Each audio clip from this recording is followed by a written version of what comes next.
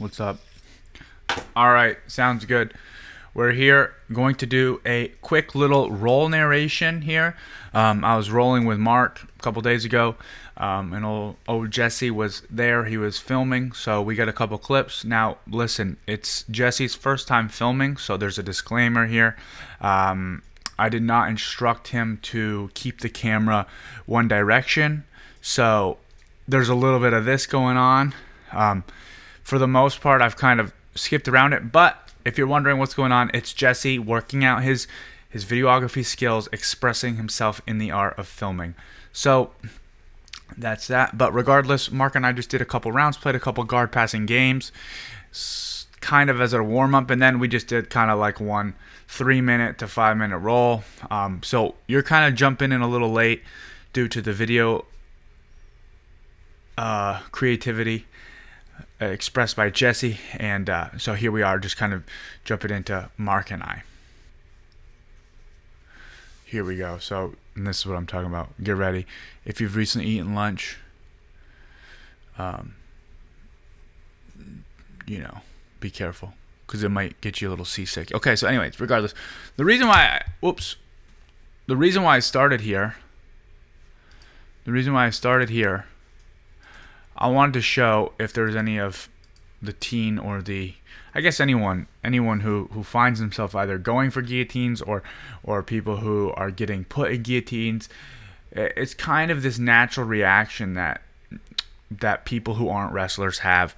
It's to just, someone's charging in on you, we jump on a neck, we squeeze that neck, and maybe we'll get them to tap, because that's how we get submissions, right? Is we just squeeze the neck. And I just want to show you this because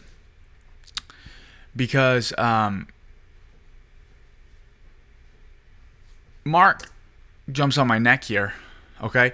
And he started pulling me back. Boom, he's pulling me back, okay? So two things here. Anytime you're jumping on, let's do the defensive first. Anytime someone jumps on your neck and starts kind of pulling you back and pulling back to the mat, literally the most easiest way to shut it down, the submission, is to hop to the other side. And what I mean by that is you'll see me jumping over to the other side. You basically want, if someone's strangling your head on this side, you basically want your body to jump to the other side. You never want to have your head being strangled and then your body beneath it. You want to have it cross their body. So in this clip, just watch me go. Mark's going to jump on my head here, and watch, I put my hand to the mat and I'm instantly jumping to the other side of Mark, okay? So you have one scenario where my head's over here, okay? And on the other side of my body, or on the other side of Mark's body, is my body, okay? This will make the person trying to attack the guillotine, it'll make the guillotine pretty much non-existent anymore. And further down the road, there's counters, the Von Flu choke, where I actually counter Mark's strangle with another choke of my own, literally from this position, from a failed guillotine. So anyways, but that's further down the road. I don't do that here. But anyways, I just wanted to leave that in because I thought it was a good talking point. I see a lot of people grabbing a neck, jumping on a neck, and either one, just getting squeezed, or two, not knowing when to let go, or, kind of not knowing how to get out of it. And literally just jumping across the body has saved me countless amounts of times, literally. It's just reactionary now, and that's the race. The race is between the bottom players to keep you in line or beneath your head, and the top player is to jump over and go to the other side. But anyways, regardless, let's keep watching. So I left that in there for that. I jumped to the other side of Mark. Mark's framing on me. I'm passing this knee. Here we go. My shirt's coming up. Whoops. And there we go. I sit to the back. I roll Mark over with his knee. I get to the back here. I've got this handcuff. I got one hook in. Okay, Mark's kind of trying to turtle here. That top hook's kind of keeping him down. This top hook. Okay, so in here, we had a little hand battle. Another little hand battle here. I only have one hook in. This hook's underneath Mark. I mean, Mark's just wedged up on my knee there. Mark's collecting my knee. I don't know why. Mark should be getting his butt to the mat. He's passing over. Guys, I start to feel Mark's almost out. Okay, we just discussed that. I don't have control of him on the lower body. Okay? And watch Mark. He's going to... The only real control I have over him is this hip and this overhook. Just kind of holding him down. This wrist is cool, but... that's only to really keep him from going up.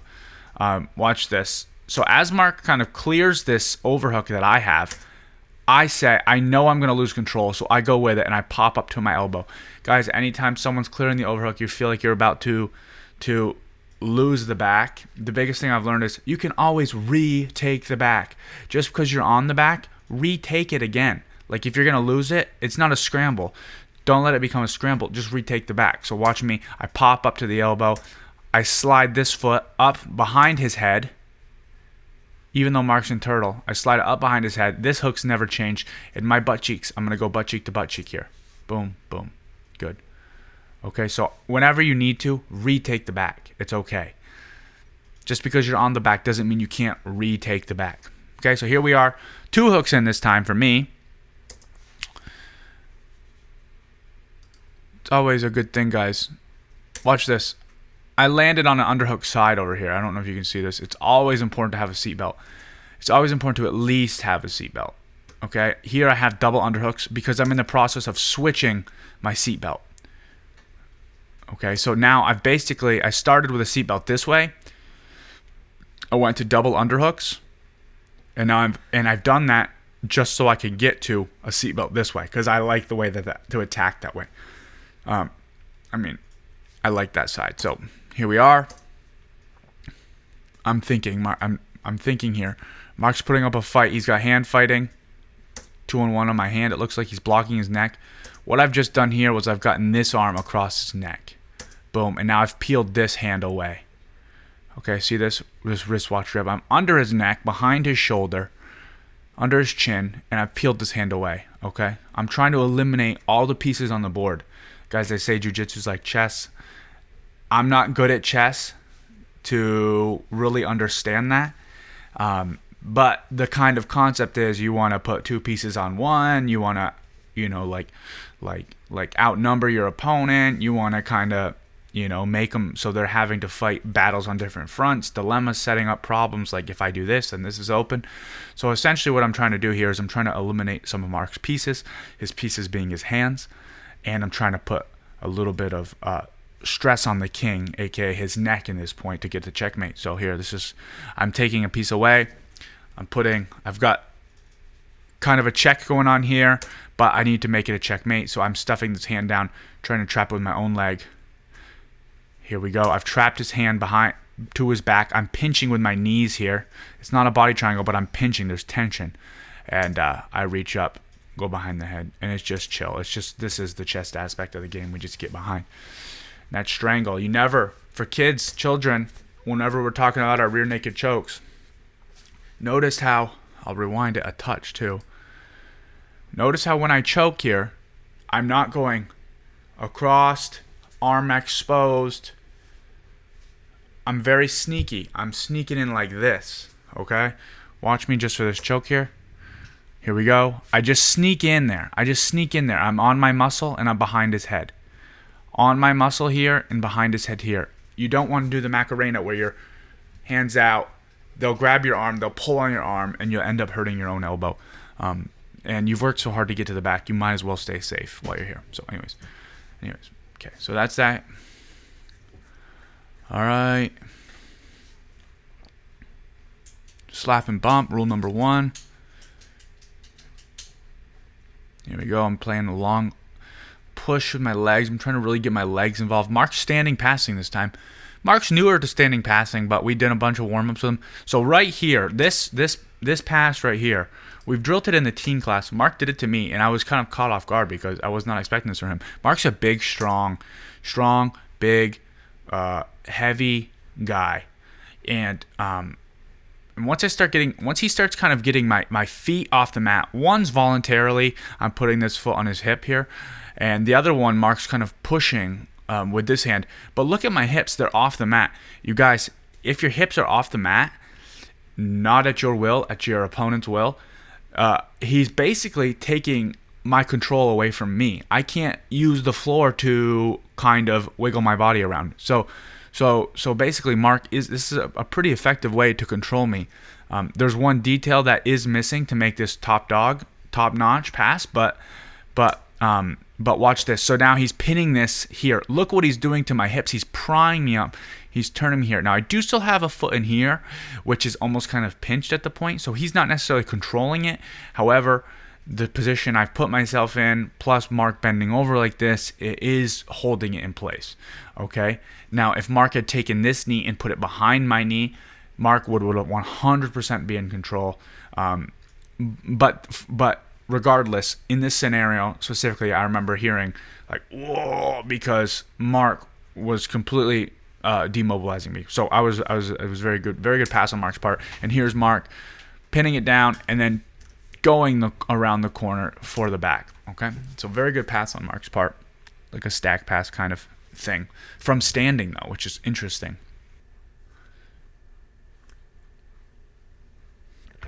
Beautiful side control. Got a heavy pressure here. I'm trying to keep some pressure off my hip with this underhook here. I'm not doing any buggy choke things or anything here. I'm just kind of messing around. I'm personally, at this point, what I was trying to do was trying to explore like a backdoor escape here. See me loading up the pendulum. I'm just trying to time it when Mark's moving the best. And I was going to try to hit it into a darce on the back side. But he was just kind of hunkering down on me, and I didn't feel like pushing too hard, so I was just going to wait for the opportunity. Mark's framing on my face here, getting ready to kind of get my pendulum going. But he came off slow, went to knee on belly here. I personally have to kind of switch this. I feel he's about to go into mount, and I want to be proactive. So I'm going to frame on his foot here. Good, and just get that back, just to put him back into a half guard here. Very good, letting him kind of explore his pin a little bit. I'm trying to explore my escape specifically. Keeping the weight off him with my frames. Okay, there it is. So there's that escape. So anyways, I kind of time him. As he's coming out of my guard, I'm framing on the face, and I'm recovering out the back. Last time. I'm spinning all the way around. I'm pushing in his tricep. And I get to this position. This position's crucial, by the way. This took me a long time to just figure this out a little bit. And it's very minuscule. It's not like anything crazy. But this foot is huge. This foot hooked right here is huge. If this is inside, you'll get your back taken. Every time you'll get crushed. But this foot right here is huge. I personally like this kind of setup. I don't know if you call it a guard. I don't know what it's really called. It's like kind of like a high K guard kind of like thing.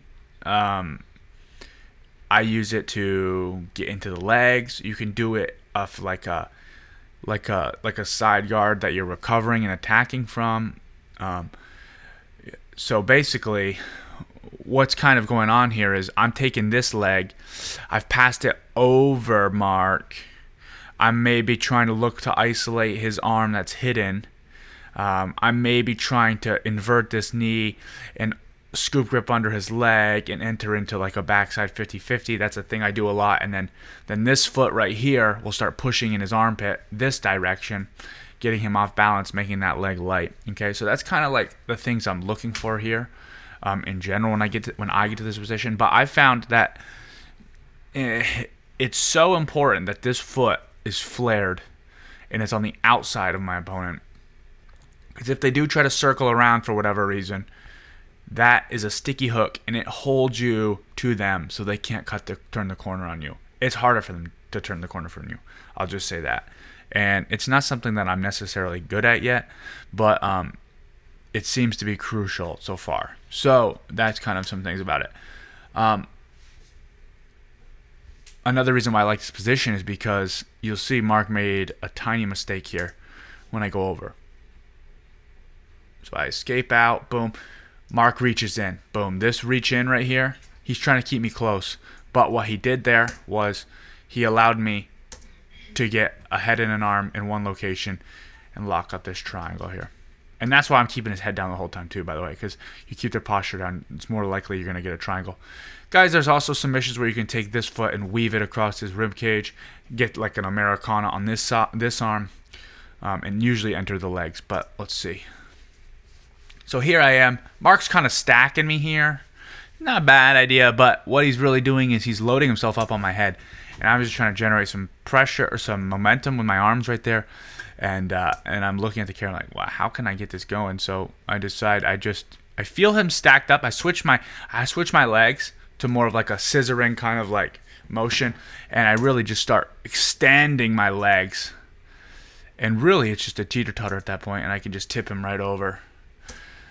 So one more time, I catch him in this triangle. I'm trying to get a little momentum. Silly, I'm just playing around. It's fun.